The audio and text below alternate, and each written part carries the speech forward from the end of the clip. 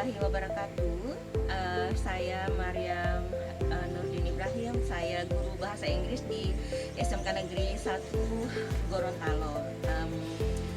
Dalam video kali ini saya akan share bagaimana membuat pembelajaran lebih kontekstual. Kami mencoba bagaimana untuk peserta didik itu bisa belajarnya lebih bermakna. Tahapan yang kami lakukan adalah pertama kami menganalisis dulu apa target capaian dari KD yang kami ajarkan. Karena sekarang kami menggunakan kurikulum kondisi khusus, maka di kelas 12 itu ada 9 kompetensi yang kami bagi di 2 semester. Jadi untuk yang semester genap ini kita mulai dengan KD 3.6 yaitu job interview.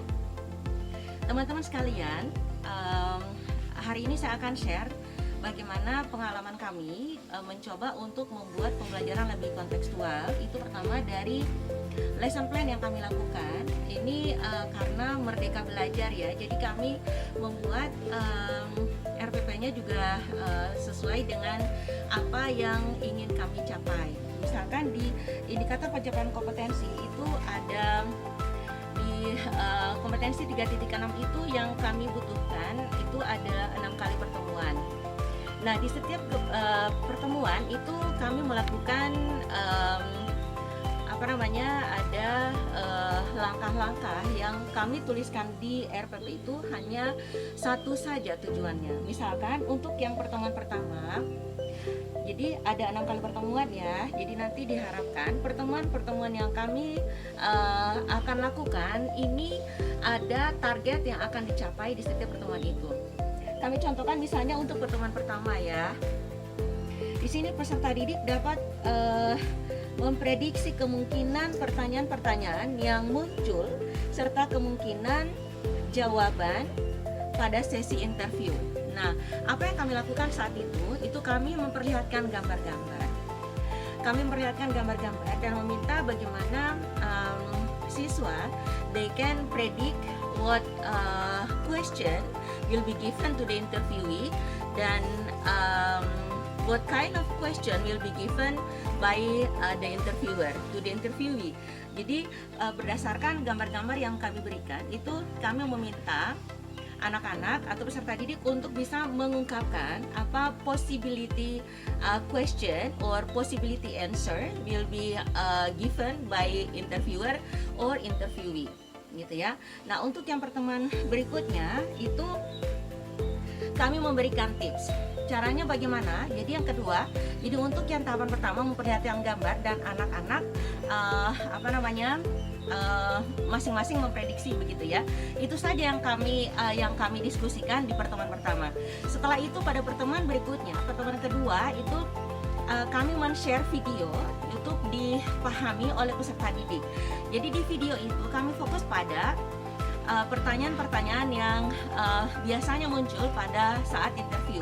Itu 8 common question and answer. Itu dan beserta tipsnya yang disampaikan.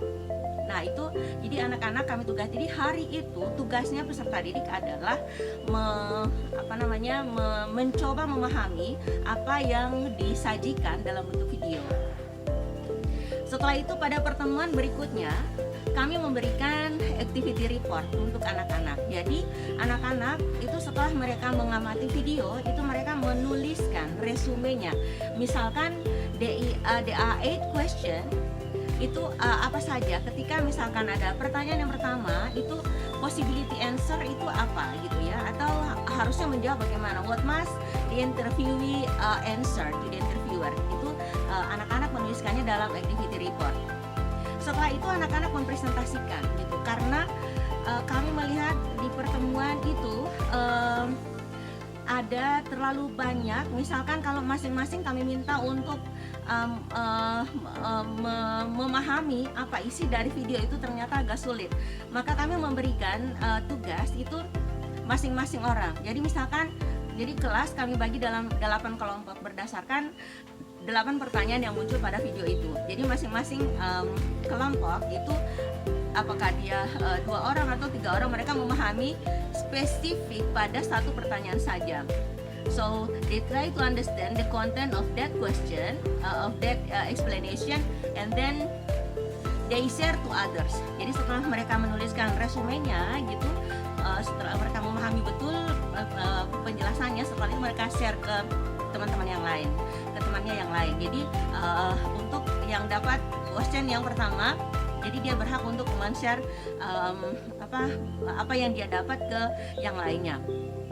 Yang akhirnya pada saat itu mereka sudah lengkap. Jadi untuk 8 pertanyaan itu mereka sudah bisa kuasai semuanya berdasarkan presentasi dari masing-masing kelompok. Nah setelah itu di pertemuan berikutnya kami melakukan gladi, ya, ada demonstrasi face to face. Jadi tadi setelah mereka tahu apa yang harus dijawab ketika interviewer menanyakan tentang ini, maka selanjutnya kami buatkan mereka kegiatan di pertemuan berikutnya itu face to face. Jadi face to face mereka latihan, they practice how to be an interviewer and how to be an interviewee. Itu jadi sambil mereka melengkapi kira-kira kalau ada pertanyaan tentang ini apa yang akan mereka jawab gitu ya, sambil mereka googling juga menggunakan Google Translate. Nah, capaian kompetensi untuk KD 3.6 ini kan adalah bagaimana anak-anak bisa mendemonstrasikan job interview tersebut. Nah, maka pada pertemuan terakhir itu kami melakukan penilaian. Jadi penilaiannya to make it more contextual to the students, so I choose special place, ya, a certain place to be a room to practice their job interview.